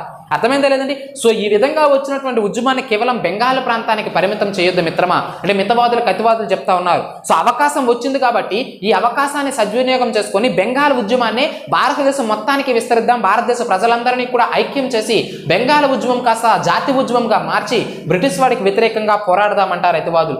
లేదు లేదు, ఎందుకు దీన్ని కాంట్రవర్సీ చేయడం, ఎందుకు అడావిడి చేయడం, మన ప్రాంతాన్ని విభజించాడు వీడు. సో కాబట్టి మనకు న్యాయం జరిగితే చాలు. బెంగాల్ని 8 కోట్ల జనాభాగా ఉన్నటువంటి ప్రజల్ని 5 కోట్ల జనాభాగా తూర్పు బెంగాల్గా, 3 కోట్ల జనాభాగా 3 కోట్ల జనాభాగా తూర్పు బెంగాల్గా, ఢాకా రాజధానిగా, అదేవిధంగా కలకత్తా రాజధానిగా 5 కోట్ల జనాభాని మనల్ని విభజించాడు. సో కాబట్టి మనల్ని కలిపితే సరిపోద్ది. సో కాబట్టి మన ప్రాంతంలో మనం ఉద్యమం చేద్దాము, బెంగాల్కి మాత్రమే పరిమితం చేద్దామంటారు మితవాదు. లేదు భారతదేశం మొత్తం తీసుకెళ్దాం ఈ ఉద్యమాన్ని అంటారు అతివాదు. ఒకటవ పాయింట్. నెక్స్ట్ రెండవది ఏమిటంటే స్వదేశీ ఉద్యమం అంటున్నాం. సో కాబట్టి స్వదేశీ ఉద్యమం అంటే ఏమిటి? మన యొక్క స్వదేశీ వస్తువులను మాత్రమే వాడాలి, విదేశీ వస్తువులను బహిష్కరించాలి. అంటే మన యొక్క భారతదేశంలో ఉన్నటువంటి చేనేతకారులు కావచ్చు, మన భారతదేశంలో ఉన్నటువంటి వస్త్రాలు కావచ్చు, ఇవి అమ్ముడు పోవట్లేదు, మన వాళ్ళందరూ కూడా నష్టపోతున్నారంటే దానికి గల కారణం ఏమిటి? విదేశాల నుంచి వస్తున్నటువంటి వస్త్రాలు. వాడి యొక్క లండన్ నగరంలో వాడికి పారిశ్రామిక విప్లవం వచ్చింది, మెషిన్స్ ద్వారా వస్త్రాలు తయారు చేస్తున్నాడు, వాటన్నింటినీ తీసుకొచ్చి మన యొక్క భారతదేశంలో అమ్ముతా ఉన్నాడు. దీనివల్ల మన వాళ్ళు నష్టపోతా ఉన్నారు, మనం నష్టపోతా ఉన్నాము. సో కాబట్టి ఆ యొక్క స్వదేశీ వస్తువులు అంటే మన వస్తువులు మనం ప్రోత్సహిద్దాం, మన వస్తువులు మాత్రమే కొందాం. విదేశీ వస్తువులు ఏవైతే ఉంటాయో విదేశీ వస్తువులు మనం బహిష్కరిద్దాము. వాడి వస్తువులు మనం కొనడం వల్లనే, మనం సహాయం అందించడం వల్లనే వాడు ఎదుగుతా ఉన్నాడు. సో కాబట్టి మన సహాయాన్ని మనం నిరాకరిద్దాం. సో కాబట్టి వాడి వస్తువులను కొనడం మానేద్దాం, విదేశీ వస్తువులను కొనడం మానేస్తే వాడే మన దేశం నుంచి వెళ్ళిపోతాడని చెప్పేసి స్వదేశీ ఉద్యమం అని పేరు పెట్టడానికి గల కారణం అదే. స్వదేశీ ఉద్యమం అంటే స్వదేశీ అంటే మన దేశంలో తయారైన వస్తువులు. నువ్వు నుదుటిని పెట్టుకున్నటువంటి బొట్టు పిల్ల నుంచి నువ్వు కట్టుకున్నటువంటి చీర వరకు, నువ్వు చూసేటటువంటి అద్దం వరకు ప్రతి వస్తువు కూడా మన యొక్క చేనేతకారులు, మన యొక్క కళాకారులు ఎవరైతే ఉంటారో, మన యొక్క కార్మికులు ఎవరైతే ఉంటారో వాళ్ళు కూడా కష్టపడతా ఉన్నారు, వాళ్ళు కూడా మన దేశంలో వస్తువులు తయారు చేస్తూ ఉన్నారు. వాటిని కొనండి, విదేశాల నుంచి తెచ్చినటువంటి బ్రిటిష్ వాడి వస్తువులను కొనవద్దు అని చెప్పేసి స్వదేశీ ఉద్యమం అని చెప్పేసి దీనికి పేరు పెడితే మన మితవాదులు ఏమంటారు? విదేశీ వస్తువులు ఇప్పుడు కొనద్దు అంటున్నావు, కానీ అదే విదేశీ వస్తువుల్ని ఇతర దేశానికి వెళ్ళి అంటే పక్క దేశాలకు వెళ్ళి మన వాళ్ళు కూడా తెచ్చి వ్యాపారం చేసుకుంటున్నారు, మరి వాళ్ళ పొట్టగొట్టినట్టే కదా. సో కాబట్టి ఈ స్వదేశీ వస్తువుల్ని ఏమిటి ప్రోత్సహించడం, విదేశీ వస్తువులను బహిష్కరించడం అనేది మాకు ఇష్టం లేదు అంటారు మితవాదులు. ఇక్కడ చెప్పినటువంటి పాయింట్ అర్థమైందా? అతివాదులు ఏమంటున్నారు? మన వస్తువులు పెరగాలి అంటే మన వస్తువు ఉత్పత్తి పెరగాలి, మన వస్తువు ఉత్పత్తి ద్వారా మన ప్రజలు లబ్ధి పొందాలి అంటే విదేశీ వస్తువులను బహిష్కరించారంటారు అతివాదులు. మితవాదులు ఏమంటారు? అదే విదేశీ వస్తువుల్ని మన భారతీయులు కూడా వెళ్ళి అక్కడి నుంచి కొనుక్కొని తీసుకొచ్చి రూపాయో 2 రూపాయలు లాభానికి మన వాళ్ళు ఇక్కడ అమ్ముకొని వాళ్ళ పొట్టకూట వాళ్ళు నింపుకుంటున్నారు, మరి వాళ్ళని నష్టం చేసిన వాళ్ళు అవుతావు కదా. అంటే ఇప్పుడు నేను చెప్పేటువంటి అంశం ఏమిటంటే, ఫర్ ఎగ్జాంపుల్ ఒక విలేజ్ ఉందండి, ఇప్పుడు వైజాగ్ అనేటువంటి పట్టణం ఉంది. ఈ వైజాగ్ అనేటటువంటి పట్టణంలో వైజాగ్ మేయర్ కావచ్చు, వైజాగ్లో ఉన్నటువంటి మున్సిపల్ కమిషనర్ కావచ్చు, ఏదో ఒక హుకుం జారీ చేశాడు. ఏమిటి? వైజాగ్లో తయారయ్యేటటువంటి కళాకారులు తయారు చేసిన వస్తువులు మాత్రమే వైజాగ్ ప్రజలు కొనాలి, మిగతా ముంబై నుంచి కావచ్చు, కలకత్తా నుంచి కావచ్చు, చెన్నై నుంచి వచ్చినటువంటి వస్తువులు కొనొద్దు అని చెప్పేసి వాడు హుకుం జారీ చేశాడు. అప్పుడు వైజాగ్లో ఉన్న వాళ్ళు కూడా ఆ హుకుం జారీ చేయనంత వరకు ఏం చేసేవారు? ముంబైకి వెళ్ళి వస్తువులు తీసుకొచ్చి వైజాగ్ ప్రాంతాలను అమ్ముకునేవారు, చెన్నై ప్రాంతానికి వెళ్ళి వస్తువులు తీసుకొచ్చి వైజాగ్ ప్రాంతంలో అమ్ముకునేవారు. అంటే ఇతర ప్రాంతంలో వాడు ఒక 50 రూపాయలు కొని ఇక్కడ ఒక 55 రూపాయలకి అంటే ఒక 5 రూపాయల లాభానికి అమ్ముకునేవాడు. అలా అమ్మడం వల్ల ఇతర ప్రాంతం నుంచి వస్తువులు తీసుకొచ్చి అమ్మేటప్పుడు ఆల్రెడీ వైజాగ్లో తయారయ్యేటువంటి లోకల్ వస్తువులు అమ్ముడుపోవట్లేదు, అంటే స్థానికంగా ఉన్నటువంటి ప్రజలు నష్టపోతున్నారు అనేది నేను ఇక్కడ ఎగ్జాంపుల్గా చెప్పినాను. దాన్ని మీరు ఇప్పుడు భారతదేశానికి అన్వయింపజేసుకోండి. అంటే ఇతర దేశం నుంచి వస్తువులు మీరు తీసుకొచ్చి అమ్మితే మా దేశంలో వస్తువులు అనేవి అమ్ముడుపోవట్లేదు, మా వాళ్ళు నష్టపోతున్నారని చెప్పేసి అతివాదులు విదేశీ వస్తువులను బహిష్కరించాలంటే మితవాదులు ఏమంటారు?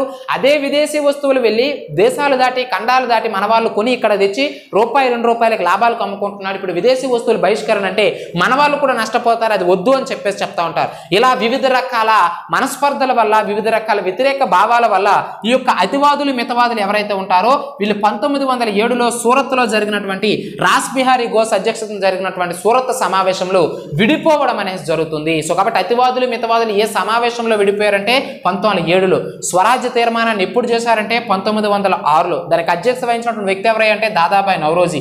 వందే మాతరం ఉద్యమం చేయాలని చెప్పేసి తీర్మానించిన సమావేశం ఏమిటి అంటే 1905 వారణాసి కాశీ సమావేశం. స్వదేశీ ఉద్యమం అనగానే 1905 అనగానే వారణాసి సమావేశం, దానికి అధ్యక్షుడు గోపాలకృష్ణ గోఖలే.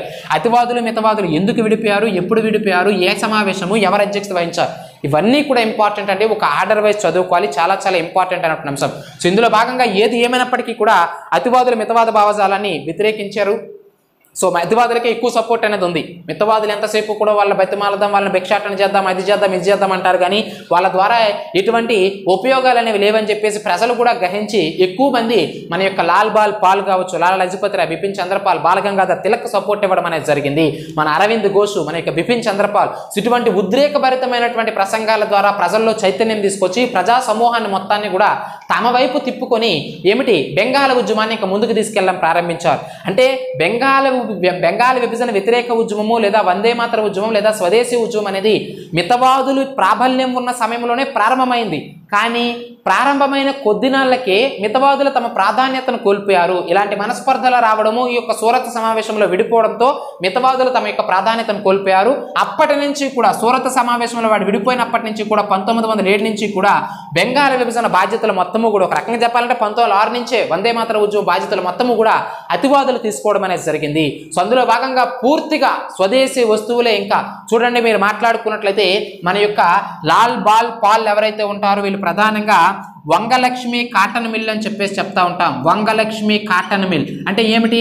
మన యొక్క స్వదేశీ మిల్ ఇది. అంటే వంగ అంటే ఏమిటి? అప్పట్లో బంగ్లాదేశ్ మన యొక్క బెంగాల్ ప్రాంతాన్ని వంగదేశం అని చెప్పేసి పిలిచేవారు. గత క్లాస్లో నేను చెప్పినాను. అంటే దాని పేరు మీదుగా వంగలక్ష్మి కాటన్ మిల్ అంటే ఏమిటి? వస్తువులను తయారు చేసేటటువంటి మిల్లు. మన స్వదేశీగా మనము మిషన్లు ఏర్పాటు చేసుకుని మన వస్తువులను మనం తయారు చేసుకుందాం, మన వస్తువులను మనమే కొందాం, స్వదేశీ వస్తువులకు ప్రోత్సాహం ఇద్దామని చెప్పేసి వంగలక్ష్మి కాటన్ మిల్లును ప్రారంభిస్తారు మన యొక్క లాల్ బాల్ పాల్.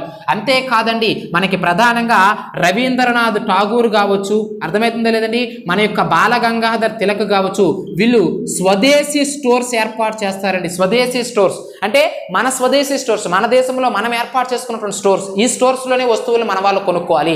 మన వస్తువులు మనం కొనుక్కుంటే మన ఎకానమీ డెవలప్ అవుతుంది. మనకు వచ్చిన డబ్బులు మన దేశంకే మనం ఖర్చు పెడతాం. మనం ఆర్థిక వ్యవస్థలో ఎకానమీలో చదువుకుంటాం కదా. సో దాన్ని అప్పట్లోనే ఆలోచించారు మన వాళ్ళు. బ్రిటిష్ వాడు వస్తువులు కొనకండి, వాడి వస్తువులు కొనడం ద్వారా వాడికి మనం ఇచ్చే నగదును వాడు ఆర్థిక కార్యకలాపాలు మన భారతదేశంపై ఖర్చు పెట్టట్లేదు, తిరిగి వాడు లండన్ దేశానికి తీసుకుపోతున్నాడు. సో కాబట్టి మన వస్తువులు మనం కొనుక్కోవడం ద్వారా మన దేశాన్ని అభివృద్ధి చేసుకున్న వాళ్ళం అవుతామని చెప్పేసి స్వదేశీ స్టోర్స్ను ప్రారంభించారు. వంగలక్ష్మి కాటన్ మిల్ని ఈ యొక్క అతివాదులు ప్రారంభించారు. అదేవిధంగా పిసి రే అని చెప్పేసి చెప్తా ఉంటాం, చాలా చాలా ఇంపార్టెంట్. ఈ పిసి రే అనేటువంటి వ్యక్తి బెంగాల్ కెమికల్ సంస్థను స్థాపిస్తాడండి. బెంగాల్ కెమికల్ ఫ్యాక్టరీ అని చెప్పేసి చెప్తా ఉంటాం. అంటే కెమికల్స్ ఏవైతే ఉంటాయి, రసాయనాలు ఏవైతే ఉంటాయి, అవన్నీ కూడా బెంగాల్ ప్రాంతంలోనే స్వదేశీయంగా మన రైతులకు కావాల్సిన వాటి అన్నింటినీ కూడా నేనే తయారు చేస్తానని చెప్పేసి బెంగాల్ ప్రాంతంలో కెమికల్ ఫ్యాక్టరీని, కెమికల్ కంపెనీని స్థాపిస్తాడు మన యొక్క పిసి రే. అర్థమైందా లేదండి? ఇదే స్వదేశీ ఉద్యమంలో భాగంగా 1906లో బెంగాల్ ప్రాంతంలో ఏమిటి జాతీయ కళాశాలను ఏర్పాటు చేస్తాడు అరవింద్ ఘోష్. ఏర్పాటు చేసి ఆ జాతీయ కళాశాలకి ప్రిన్సిపల్ గా ఆ యొక్క అరవింద్ ఘోషే వ్యవహరించడం అనేది జరుగుతుంది. అదే 1910లో మనకి ప్రధానంగా మచిలీపట్నం ఏదైతే ఉంటుందో మచిలీపట్నంలో ఒక జాతీయ కళాశాలను ఏర్పాటు చేయడం అనేది జరుగుతుంది. మొత్తం గీసేస్తున్నాను కదా, సో కాబట్టి చెరిపేసి రాస్తాను ప్రతి ఒక్క అంశాన్ని కూడా జాగ్రత్తగా రాసుకోండి, అన్ని అంశాలని కూడా. సో చూడండి, సో కాబట్టి స్వదేశీ ఉద్యమంలో భాగంగానే వంగలక్ష్మి కాటన్ మిల్లుని ఏర్పాటు చేశారు. అర్థమవుతుందా లేదండి? రవీంద్రనాథ్ ఠాగూర్ వంటి వ్యక్తులు స్వదేశీ స్టోర్స్ని ఏర్పాటు చేశారు. పిసి రే లాంటి వ్యక్తులు బెంగాల్ కెమికల్ ఫ్యాక్టరీలను ఏర్పాటు చేశారు. అర్థమవుతుందా లేదండి? 1906లో మన యొక్క విద్యా సంస్థలు మనం స్థాపించుకుందాం, మన స్వదేశీ విద్యా సంస్థలు మనం స్థాపించుకుందాం. బ్రిటిష్ వాడి విద్యా సంస్థల్లో మన వాళ్ళు ఎందుకు చదవాలి, మన విద్యా సంస్థల్లో మనం చదువుకుందామని చెప్పేసి 1906లో బెంగాల్ ప్రాంతంలో కావచ్చు, 1910లో మచిలీపట్నంలో కావచ్చు, మన వాళ్ళు మన యొక్క జాతీయ కళాశాలలు నేషనల్ కాలేజెస్ని ఏర్పాటు చేయడం అనేది జరిగింది. అర్థమవుతుందా లేదండి? తర్వాత కాలంలో యూనివర్సిటీలుగా మారే, అవన్నీ మనం గత క్లాసులో మాట్లాడుకున్నాం. అర్థమైందా లేదండి? అంతేకాదు, ఇదే బెంగాల్ విభజన ఉద్యమం, ఇదే స్వదేశీ ఉద్యమం ఉధృతంగా వెళ్తున్నటువంటి సమయంలో మన యొక్క ఆంధ్ర ప్రాంతంలో ప్రకాశం ప్రాంతం ఏదైతే ఉంటుందో ఈ యొక్క ప్రకాశం ప్రాంతంలో ఆంధ్ర మహాసభను నిర్వహిస్తాడండి. ఎవరు? The legendary Konda Venkatappayya. Future క్లాసెస్లో మనం మాట్లాడుకుంటాం. ఏపీ హిస్టరీ, ఇండియన్ హిస్టరీ కదా, ఏపీ హిస్టరీలో అతని గురించి ఒక సెపరేట్ టాపిక్కే మాట్లాడతాం. అతని పాత్ర అలాంటిది మన యొక్క భారతదేశ ఆంధ్ర ప్రాంతంలో. సో కాబట్టి ఆంధ్ర ప్రాంతంలో ప్రకాశం జిల్లాలో ఏమిటి స్వదేశీ ఉద్యమం అంటే ఒకవైపు ఉధృతంగా వందే మాతర ఉద్యమం నడుస్తున్నటువంటి సమయంలో మన యొక్క ప్రకాశం ప్రాంతంలో ఆంధ్ర మహాసభను నిర్వహించినటువంటి నాయకుడు ఎవరని చెప్పేసి అడుగుతూ ఉంటారండి. కొండా వెంకటప్పయ్య అనేటువంటి విషయాన్ని మీరు ఇక్కడ గుర్తుంచుకోవాలి. అదేవిధంగా మన యొక్క రవీంద్రనాథ్ ఠాగూర్ శాంతి నికేతన్ ఏర్పాటు చేయడం అనేది జరుగుతుంది. అదేవిధంగా మన యొక్క బాలగంగాధర్ తిలక్ గణేష్ ఉత్సవాలను చేస్తాడు. ఛత్రపతి శివాజీ ఏదైతే ఉంటుందో ఛత్రపతి శివాజీ ఉత్సవాలను చాలా అద్భుతంగా ముందుకు తీసుకెళ్తూ ఉంటాడు. 1893 నుంచి ఈ కార్యక్రమాలన్నీ చేసుకుంటూ వస్తాడు బాలగంగాధర్ తిలక్. అర్థమవుతుందా లేదండి? అదేవిధంగా అదేవిధంగా మన యొక్క మదన్ మోహన్ మాలవ్య కావచ్చు, చింతామణి కావచ్చు, వీళ్ళందరూ కూడా నైనిటాల్ ఇండస్ట్రియల్ అసోసియేషన్ ఏర్పాటు చేస్తారండి. నైనిటాల్ ఇండస్ట్రియల్ అసోసియేషన్ అని చెప్పేసి చెప్తా ఉన్నాను. నేను షార్ట్ కట్లో రాస్తున్నాను, మీరు పూర్తిగా రాసుకోవాలి. సో కాబట్టి నైనిటాల్ ఇండస్ట్రియల్ అసోసియేషన్ మదన్ మోహన్ మాలవ్య చింతామణిలు ఏర్పాటు చేస్తారు. బెంగాల్ ప్రాంతంలో స్వదేశీ విక్రయశాలను ఏర్పాటు చేయడం అనేది జరుగుతుంది. స్వదేశీ వస్తు ప్రచార సభలను ఏర్పాటు చేయడం అనేది జరుగుతుంది.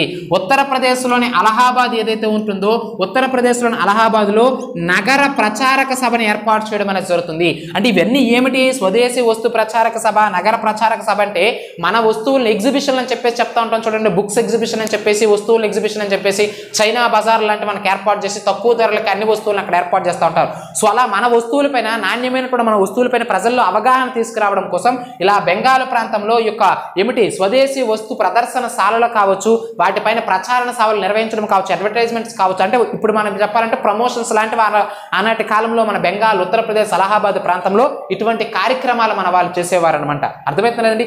ఇవన్నీ కూడా నేను రాసినప్పటికీ చెప్పినప్పటికీ కూడా మీరు గుర్తుంచుకోవాల్సింది ఏమిటంటే, ఈ ప్రశ్నలు ఎలా అడుగుతాడంటే, ఈ క్రింది వాటిలో ఏ ఉద్యమం నడుస్తున్నటువంటి సమయంలో రవీంద్రనాథ్ ఠాగూర్, శాంతినికేతన్, మదన్ మోహన్ మాలవ్య, చింతామణిలో మనకి ప్రధానంగా నైనిటాల్ ఇండస్ట్రియల్ అసోసియేషన్ కావచ్చు, బెంగాల్ ప్రాంతంలో స్వదేశీ వస్తు ప్రచారక సభ, ఉత్తరప్రదేశ్లోని అలహాబాద్లో నగర ప్రచారణ సభ కావచ్చు, 1906లో మనకి అరవింద్ ఘోష్ జాతీయ కళాశాల కావచ్చు, 1910లో మచిలీపట్నంలో జాతీయ కళాశాల కావచ్చు, కొండా వెంకటప్ప ఆంధ్ర ప్రకాశ్ ప్రాంతంలో మనకి ప్రధానంగా ఆంధ్ర మహాసభలు నిర్వహించడం కావచ్చు. అర్థమవుతుందా లేదండి? అదేవిధంగా గున్నేశ్వరరావు అని చెప్పేసి చెప్తా ఉంటాం. ఇతనిపైన ఎన్నోసార్లు ప్రశ్న అడిగి ఉన్నాడండి. గున్నేశ్వరరావు ఇతను ఏం చేస్తాడంటే, గోదావరి స్వదేశీ స్టోర్స్ అని చెప్పేసి చెప్తా ఉంటాం. గోదావరి స్వదేశీ స్టోర్స్ పేరుతో మన అంటే రాజమండ్రి ప్రాంతంలో మీకు అందరికీ కూడా తెలుసు, మన మూట్టూరు కృష్ణారావు యొక్క కృషి ఫలితంగా బెంగాల్ ప్రాంతం నుంచి మన యొక్క బిపిన్ చంద్రపాల్ని మన ఆంధ్ర ప్రాంతానికి తీసుకొస్తాడు. అలా తీసుకొచ్చిన సమయంలో మన యొక్క బిపిన్ చంద్రపాల్ చేత అయ్యా స్వదేశీ ఉద్యమంలో భాగంగా మన వస్తువుల ప్రోత్సాహం మేరకు ఈ గున్నేశ్వరరావు అనే వ్యక్తి ఏం చేశాడు, మన రాజమండ్రి గోదావరి, పవిత్ర గోదావరి నది ఒడ్డున గోదావరి స్వదేశీ స్టోర్స్ అంటున్నాం. అంటే మన వస్తువులను మనమే తయారు చేసుకుని మన స్వదేశీ స్టోర్స్లో మనమే అమ్ముకుందామని చెప్పేసి ఇలా దాని పేరుతో గోదావరి స్వదేశీ స్టోర్స్ పేరుతో ఒక షాప్ ఓపెన్ చేస్తే ఆ రిబ్బన్ కటింగ్ అనేది మన యొక్క బిపిన్ చంద్రపాల్ చేత చేయించడం అనేది జరుగుతుంది. ఎందుకంటే మూట్టూరు కృష్ణారావు అప్పటికే చాలా ఉధృతంగా రాజమండ్రి ప్రాంతంలో భారీ మహాసభను ఏర్పాటు చేసి, బహిరంగ సభను ఏర్పాటు చేశాడు బిపిన్ చంద్రపాల్ ఉపన్యాసం కోసం. సో ఎలానో వచ్చారు కదని చెప్పేసి ఒక సెలబ్రిటీలా అతని చేత ఓపెన్ చేయించాడు అనమాట బిపిన్ చంద్రపాల్ చేత యొక్క గున్నేశ్వరరావు గోదావరి స్వదేశీ స్టోర్స్ ని. ఎగ్జామినేషన్ అడిగినాడండి, అర్థం అవడం కోసం ఒక స్టోరీలా చెప్తా ఉన్నాను, గుర్తుంచుకోవాలి. ఈ క్రింది వారిలో గోదావరి ప్రాంతంలో గున్నేశ్వరరావు స్థాపించిన స్వదేశీ ఉద్యమంలో భాగంగా గున్నేశ్వరరావు అనేటువంటి స్థానిక వ్యక్తి స్థాపించినటువంటి గోదావరి స్వదేశీ స్టోర్స్ ను ఓపెన్ చేసినటువంటి ఉత్తర భారతదేశ జాతీయ నాయకుడు ఎవరయ్యా అంటే బిపిన్ చంద్రపాల్ అనే విషయాన్ని మీరు ఇక్కడ గుర్తుంచుకోవాలి. ఇప్పుడు మనం చూస్తూ ఉంటాం కదా, ఈ వైశ్య జ్యువెలర్స్ అని చెప్పేసి, కనిష్క జ్యువెలర్స్ అని చెప్పేసి, లక్కీ షాపింగ్ మాల్స్ అని చెప్పేసి, ఇలా వివిధ రకాల షాపింగ్ మాల్స్ ఓపెనింగ్ కి హీరోయిన్స్ ని మనకి ప్రధానంగా తీసుకొస్తా ఉంటారు. కొంతమంది హీరోస్ ని తీసుకొస్తా ఉంటారు. హీరోస్ ని తీసుకొచ్చి భారీగా అంటే అట్రాక్షన్ అనేది పర్టికులర్ షాప్ ఓపెన్ అవుతుంది, ఆ షాప్ ఓపెన్ చేయడానికి కాజల్ అగర్వాల్ వస్తుంది లేదా అనుష్క శెట్టి వస్తుంది అని చెప్పేసి ప్రచారం, అడ్వర్టైజ్మెంట్ ఎలా ఇప్పుడు మనం చేస్తున్నామో అప్పట్లో హీరోస్ ఎవరు, అప్పట్లో మనకి బాగా ప్రాముఖ్యత పొందినటువంటి వ్యక్తులు మన యొక్క స్వాతంత్ర సమరయోధులు, మన యొక్క జాతీయోద్యమ నాయకులు. సో అలాంటి వ్యక్తుల చేతే, అలాంటి వ్యక్తుల్లో ఒకడైనటువంటి అద్భుతమైనటువంటి ప్రసంగాలు, ఉపన్యాసాల ద్వారా ప్రజల్ని ఉత్తేజభరితులను చేసేటటువంటి బిపిన్ చంద్రపాల్ ఓపెన్ చేస్తే, అతని చేతుల మీదుగా ఓపెన్ చేస్తే ఇంకా ఎంతో ప్రాముఖ్యత సంతరించుకుంటుంది తన షాప్కి అని చెప్పేసి గున్నేశ్వరరావు అతని చేత యొక్క గోదావరి స్వదేశీ స్టోర్స్ ను ఓపెన్ చేయించడం అనేది జరుగుతుంది. సో అర్థమైందా లేదండి? సో ఈ విధంగా ఎంతో అద్భుతంగా స్వదేశీ ఉద్యమాన్ని మన యొక్క భారతదేశంలో ముందుకు తీసుకెళ్తారు మన యొక్క నాయకులు అనేటువంటి విషయాన్ని మీరు ఇక్కడ గుర్తుంచుకోవాలి. మరి ఇటువంటి స్వదేశీ ఉద్యమం ముందుకు వెళ్ళడంలో కీలక పాత్ర పోషించినటువంటి పత్రికలు ఏమిటి? చాలా చాలా ఇంపార్టెంట్ అండి. పత్రికల పాత్ర అనేది ప్రతి ఒక్క ఏమిటని చెప్తాము, ఏ ఉద్యమం తీసుకున్నా పత్రికల యొక్క పాత్ర అనేది నిజంగా మనము మాటల్లో చెప్పలేం. మరి అటువంటి పత్రికలు ఏమిటి అనేటువంటి విషయాల గురించి మనం మాట్లాడుకున్నట్లయితే జాగ్రత్తగా అబ్జర్వ్ చేయండి. బెంగాలీ పత్రిక అని చెప్పేసి చెప్తా ఉన్నాము, సంధ్యా పత్రిక అని చెప్పేసి చెప్తా ఉన్నాము, అదేవిధంగా మనకి ప్రధానంగా నవభారత్ అనేటువంటి పత్రిక చెప్తా ఉన్నాము. సంధ్య అనే పత్రిక బెంగాలీ భాషలో వచ్చేటటువంటి పత్రిక. నవభారత్ అనేటువంటి పత్రిక అని చెప్పేసి చెప్తా ఉన్నాము. ద ట్రిబ్యూన్ అనేటటువంటి పత్రిక అని చెప్పేసి చెప్తా ఉన్నాము. ఏమిటి పత్రికలన్నీ? స్వదేశీ ఉద్యమం ఒకవైపు భారతదేశంలో ఉధృతంగా వెళ్తా ఉంటే ఆ ఉద్యమం యొక్క ఇంపార్టెన్స్ భారతదేశ ప్రజలకు తెలియజేయడం కోసము అప్పట్లో ఉన్నటువంటి జాతీయ నాయకులు ఈ యొక్క పత్రికల ద్వారా ప్రజల్లోనికి ఆ యొక్క ఇన్ఫర్మేషన్ పాస్ చేసేవారు. అంటే వందే మాతర ఉద్యమం కాలంలో ఈ యొక్క పత్రికలు అనేవి అంత కీలక పాత్ర పోషించాయి. అదేవిధంగా మనం మాట్లాడుకున్నట్లయితే బెంగాలీ పత్రిక అంటున్నాం, సంధ్యా పత్రిక అంటున్నాం, నవభారత పత్రిక అంటున్నాం, ద ట్రిబ్యూన్ పత్రిక అంటున్నాం, అదేవిధంగా అమృత బజార్ పత్రిక అంటున్నాం, అదేవిధంగా మూట్నూరు కృష్ణారావు యొక్క కృష్ణా పత్రిక అని చెప్పేసి చెప్తా ఉన్నాం, అదేవిధంగా యుగంతర్ పత్రిక అని చెప్పేసి చెప్తా ఉన్నాం. ఇవన్నీ కూడా ఈ పత్రికలన్నీ ఏమిటంటే స్వదేశీ ఉద్యమ కాలంలో ఆ ఉద్యమం అంటే ఎక్కడ ఏ ఇన్సిడెంట్ జరిగింది. ఫర్ ఎగ్జాంపుల్ గున్నేశ్వరరావు బిపిన్ చంద్రపాల్ చేత గోదావరి స్వదేశీ స్టోర్స్ను ఓపెన్ చేశాడు. వెంటనే యుగంతర్ పేపర్లో మెయిన్ హెడ్లైన్స్లో వచ్చేది. అంటే ఈరోజు పేపర్లో ఈనాడు హిందూ పేపర్ మనం ఎలా ఉదయాన్నే చదువుతున్నామో అలాంటి పేపర్లో వచ్చేసేది అనమాట. అంటే ఇన్ఫర్మేషన్ పాస్ అయ్యేది. అంటే అవి కీలక పాత్రలు పోషించేవి అప్పట్లో. ఇప్పటిలాగా మొబైల్ ఫోన్స్ టీవీస్ ఏం లేవు కదండి, అప్పట్లో ఉండేవే పేపర్స్.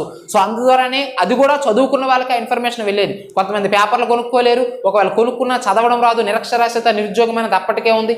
అర్థమవుతుంది లేదండి. సో కాబట్టి మేధావుల్లో ముందు మార్పు తీసుకురావాలి. సమాజంలో ఎంతో కొంత చదువుకున్న వాళ్ళు అయినా సరే ఈ స్వదేశీ ఉద్యమం ద్వారా ప్రజల్లో మార్పు తీసుకురావాలని చెప్పేసి ఇలాంటి పత్రికల ద్వారా మన వాళ్ళు కృషి చేయడం అనేది జరిగింది. ఎగ్జామినేషన్లు అడుగుతూ ఉంటాడు, ఈ క్రింది వాటిలో ఏ ఏ పత్రికలు స్వదేశీ ఉద్యమ కాలంలో కీలక పాత్ర పోషించాలని చెప్పేసి 3 పత్రికలు ఇందులో ఏవో ఇచ్చేసి ఇంకో పత్రిక ఇంకెక్కడికో సంబంధించి ఆంధ్రప్రదేశ్ సంబంధించి ఏదో ఒక పత్రిక ఇస్తాడు. సో కాబట్టి దాన్ని మీరు ఆడ్ మ్యాన్ అవుట్ గా ఎలిమినేషన్ మెథడ్ ద్వారా దాన్ని తీయాల్సి ఉంటుంది. ఏది కాదో తెలియాలంటే ఏవో మనకు తెలియాలి, అయినవేవో తెలియాలి, అయినవి కావేవో తెలియాలంటే. అర్థమైందా లేదండి. సో కాబట్టి ఒక ఆర్డర్ వైజ్ చదువుకోవాలి అంశాలన్నింటినీ కూడా. మరి ఈ విధంగా వెళ్ళినటువంటి యొక్క స్వదేశీ ఉద్యమం వందే మాతర ఉద్యమాన్ని ఎప్పుడు ఆపేశారంటున్నా 1911 డిసెంబర్ 12వ తేదీన లార్డ్ హార్డింజ్ 2 అనేవాడు రద్దు చేశాడు అంటున్నాం. ఎందుకు రద్దు చేశాడంటే మీకు అందరికీ కూడా తెలిసింది. స్వదేశీ ఉద్యమం ప్రారంభంలో ఎంత ఉధృతంగా వెళ్ళినప్పటికీ మన యొక్క బిపిన్ చంద్రపాల్ కావచ్చు, అరవింద్ ఘోషులు కావచ్చు, తరువాత వారు అంత యాక్టివ్గా పాల్గొనలేదు. ఒకప్పుడు యంగ్ అండ్ డైనమిక్గా ఉన్నప్పుడు ఎంత ఉధృతంగా తీసుకెళ్లారో తరువాత కాలంలో తగ్గిపోయారు.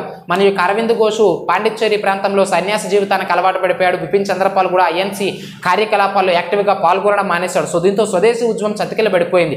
కానీ ఏది ఏమైనప్పటికీ స్వదేశీ ఉద్యమం ఇంత ఉధృతంగా వెళ్ళడానికి, భారతీయులలో మన పట్ల వ్యతిరేకత రావడానికి గల ప్రధాన కారణం ఈ యొక్క వందే మాతర ఉద్యమం. అంటే మీరు చేసిన బెంగాల్ విభజనే కాబట్టి ఆ బెంగాల్ విభజనను వెంటనే రద్దు చేయండి అని చెప్పేసి అప్పటి బ్రిటిష్ రాజు అయినటువంటి జార్జ్ 5 అనేవాడు మన భారతదేశంలో ఉన్నటువంటి లార్డ్ హార్డింజ్ 2కి ఏమిటి ఆజ్ఞ జారీ చేస్తాడు. సో వెంటనే ఆ బెంగాల్ విభజన ఏదో రద్దు చేయండి, దానివల్లే మన పట్ల వ్యతిరేకత అనేది వస్తుంది. సో వెంటనే దాన్ని రద్దు చేసేయండి, ఆ రెండింటిని కూడా కలిపేయండి, తూర్పు బెంగాల్ పశ్చిమ బెంగాల్ తూర్పు బెంగాల్ అని చెప్పేసి ఆ యొక్క ఆర్డర్ పాస్ చేస్తే వెంటనే లార్డ్ హార్డింజ్ 2 అలానే సార్ చేస్తానని చెప్పేసి చెప్తే, అలానే చేయడం కాదు, నేను కొద్ది రోజుల్లో భారతదేశానికి వస్తా ఉన్నాను, చూస్తాను అక్కడ ఏమైనా తేడాలు జరిగాయా, నీ తోలు తీస్తాను, నీ ఉద్యోగం పోద్దరాబాయ్ అని చెప్పేసి హెచ్చరించడం అనేది జరుగుతుంది జార్జ్ 5. సో దీంతో ఎప్పుడైతే 1911 సమయంలో జార్జ్ 5 అయినటువంటి ఇంగ్లాండ్ అప్పటి చక్రవర్తి భారతదేశానికి వస్తున్నాడని చెప్పేసి చెప్పినారో వెంటనే వీడు తడువు కూడా మొదలుపెట్టాడు. వాడు వచ్చేస్తున్నాడు. మరి అక్కడికి వచ్చిన తర్వాత మరి బెంగాల్ ప్రాంతం అంటేనే విప్లవాలు ఉద్యమాలకు పెట్టిన పేరు. మరి వాడు వస్తున్నాడంటే ఆబ్వియస్లీ బెంగాల్ ప్రాంతంలో ఉన్నటువంటి చదువుకున్న వాళ్ళందరూ ఎక్కువగా ఉన్నారు కాబట్టి ఆబ్వియస్లీ ఉద్యమాలు చేస్తూ ఉంటారు. చదువుకున్న అక్షర రూపం ఎక్కడైతే ఉంటుందో, అక్షరం ఎక్కడైతే ఉంటుందో అక్కడే మనకి మాట తీరు అనేది వస్తూ ఉంటుంది, ప్రశ్నించే తత్వం అనేది పెరుగుతూ ఉంటుంది. అర్థమవుతుందా లేదండి. నిరుద్యోగులు ధర్నాలు చేస్తూ ఉంటారు. ఎక్కడ చేస్తారు? పల్లెల ప్రాంతంలో చేస్తారా? పల్లెల ప్రాంతంలో చేయాలనుకున్న 2-3తో అవుతుందా? ఎక్కడైతే సమూహం ఎక్కువగా ఉంటుందో, కోచింగ్ సెంటర్లు కావచ్చు, అమీర్పేట కావచ్చు, విశాఖపట్నం MVP సర్కిల్ కావచ్చు, అర్థమవుతుందా లేదండి. సో ఇటువంటి ఏదైనా తెలుగు రాష్ట్రాల్లో ఎక్కడైనా సరే స్టూడెంట్స్ ఎక్కువగా ఉన్నటువంటి ప్రాంతాల్లోనూ ఉద్యమాలు బయటకు వస్తూ ఉంటాయి. అలా అప్పట్లో బెంగాల్ ప్రాంతంలో చదువుకున్నటువంటి వ్యక్తులు ఎక్కువగా ఉన్నారు కాబట్టి అక్కడే మనకి ప్రధానంగా ఉద్యమాలు వస్తాయి. మరి జార్జ్ 5 భారతదేశానికి వచ్చేటప్పుడు మన భారతదేశ రాజధాని ఏమిటి? కలకత్తా ప్రాంతం. మరి చక్రవర్తి వచ్చేటప్పుడు ఎక్కడికి వస్తాడు? ప్రెసెంట్ డైరెక్ట్గా ఎక్కడికి వస్తాడు? కలకత్తా ప్రాంతానికి. ఇప్పుడు మన యొక్క నరేంద్ర మోడీ వివిధ రకాల వ్యక్తులతో అంతర్జాతీయ ఒప్పందాలు కుదుర్చుకునేటప్పుడు మన వాళ్ళు అక్కడికి వెళ్తారు. నరేంద్ర మోడీ ఇతర దేశాలకు వెళ్తాడు, ఇతర దేశస్తులు మన దేశానికి వస్తారు. వచ్చేటప్పుడు ప్రధానంగా వారి యొక్క దేశానికి, ఏ దేశానికైనా దేశ ప్రధాన కార్యాలయాలు ఎక్కడుంటాయి?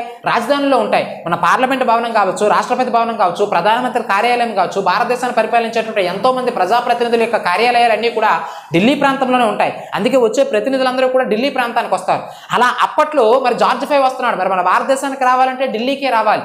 అంటే అప్పట్లో ఢిల్లీ కాదు, ఇక్కడ మీరు గుర్తుంచుకోవాలి. అదే ఇక్కడ జిమ్మిక్కు ఏమిటి, జార్జ్ V అప్పటికి మన రాజధాని ఏమిటి, కలకత్తా అనేది రాజధాని. సో కాబట్టి కలకత్తాకు వచ్చాడంటే ఇక్కడ వీళ్ళు తప్పనిసరిగా ఉద్యమాలు చేస్తారు. సో ఉద్యమాలు చేస్తే ఈ కంట్రోల్ చేయలేకపోతున్నాము, మనం చేసిన బెంగాల్ విభజన వల్ల ఈ ఉద్యమాలు వస్తున్నాయని చెప్పేసి జార్జ్ V భావించి నన్ను ఉద్యోగం నుంచి తీసేస్తాడని చెప్పేసి అప్పటికప్పుడు హుటాహుటిని వీడు ఏం చేస్తాడు, 1911 డిసెంబర్ 12వ తేదీన రాజధానిని కలకత్తా నుంచి ఢిల్లీకి మార్చేయడం అనేది జరుగుతుంది. సో కాబట్టి ఢిల్లీకి మార్చేసామనుకో చాలా మంది చెప్తా ఉంటారు పరిపాలనా సౌలభ్యం కోసము బ్రిటిష్ వారు రాజధానిని కలకత్తా నుంచి ఢిల్లీకి మార్చారని చెప్పేసి.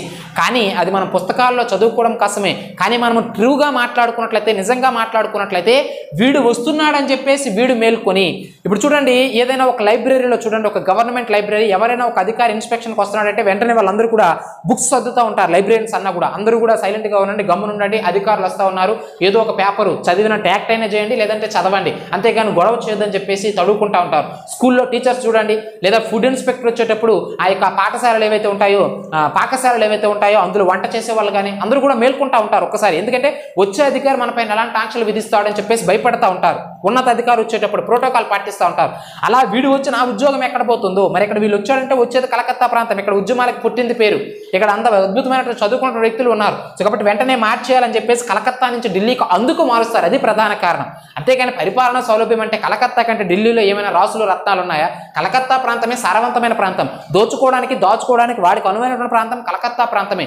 అద్భుతమైనటువంటి వాడరేవులు, అర్థమైంది లేదండి, కలకత్తా ప్రాంతం దోచుకుని వెంటనే వాడల ద్వారా వెంటనే పంపించవచ్చు. కలకత్తాలో సీపోర్ట్ ఉంది, ఢిల్లీలో ఎక్కడ ఉంది, నగర మధ్యంలో, అక్కడెక్కడ ఉంది సీపోర్టు, పరిపాలనా సౌలభ్యం కోసం అంటే. అర్థమైంది లేదండి, అంటే చదివేటప్పుడు కూడా ఒక లాజిక్గా చదవాలండి, గుడ్డిగా చదవకూడదు. అర్థమైందా లేదా? సో కాబట్టి ఆలోచించాలి, చరిత్రను అధ్యయనం చేయాలి, సంఘటనలను అవగతం చేసుకోవాలి. సో ఆ విధంగా చదవడం ద్వారా ఎగ్జామినేషన్లో ప్రశ్నలు ఏ విధంగా వచ్చినా సరే ఆన్సర్ చేయడం అనేది జరుగుతుంది.